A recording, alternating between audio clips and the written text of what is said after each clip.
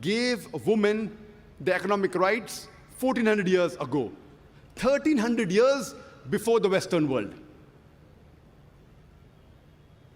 When the Quran was revealed at the advent of the Prophet Muhammad, any adult woman, whether married or unmarried, she was allowed to own or disown the property without the permission of anyone else. If we read history, the first time the Westerners gave right for a married woman to own or disown the property without the permission of the husband was in 1870s, under the Special Married Women Property Act. And this Special Women's Marriage Property Act was further revised in 1882 and 1897. Imagine, Islam gave rights to the woman to own or disown 1300 years before the Western world. In Islam, a woman is financially more secured. Before she is married, it is the duty of her father and her brother. And after she is married, it's the duty of her husband and her son to look after her financial aspects, lodging, boarding, clothing, and all of the financial aspects. She need not work for a living. Financially, a woman is secured. It is the duty of the man in the house to earn the living. The financial burden is put on the shoulders of the men in Islam. But if both the ends don't meet, and the woman wants to work, she can work as long as it is within the purview of the Islamic Sharia.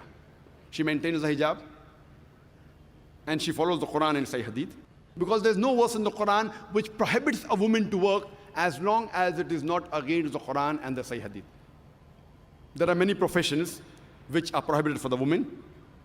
Those professions which exhibit the body, for example, modeling, acting, dancing, all these professions, they are haram for the woman. It's prohibited. Furthermore, there are many professions which are prohibited for the women as well as the men. For example, working in alcoholic bars, working in gambling den, doing dishonest business, cheating, bribing, all these are prohibited for both men and women. There are many professions which are noble, and we want the woman to do. There are some professions which if the women want both the ends to meet, they can do. For example, they can do cooking at home, pottery, weaving, knitting. They can work in places which have got segregation of sexes, where the modesty is protected, where the hijab is maintained. They can take up noble professions such as teaching. They can become nurses and doctors. If I want my wife, my mother, my daughter to maintain a hijab but natural, we should make our women folk, some of them as doctors. But if we analyze in Islam, the woman is financially secured. She need not work for a living. It's the duty of the man to look after the financial burden. Before she is married, as I mentioned, it's the duty of the father and the brother. And after she's married, it's the duty of the husband and the son to look after her lodging, boarding, clothing, and all financial aspects. She need not work.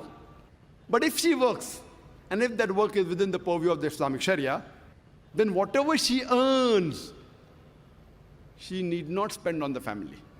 She can keep it for herself. That's her right. But if she wants to take part and help in the financial aspects, she can. But no one can force her. In Islam, during marriage, the woman is on the receiving end. The Quran says in Surah Nisa, chapter number 4, verse number 4, وَاتُ النِّسَاءَ صَدُقَاتِهِنَّ نِحْلًا, that give to the woman in marriage a dower as a gift. In Islam, mahr, that is a marital gift, is compulsory for a marriage to solemnize. Without mahr, a marriage cannot solemnize in Islam. In Indian culture, where we live, it is the opposite.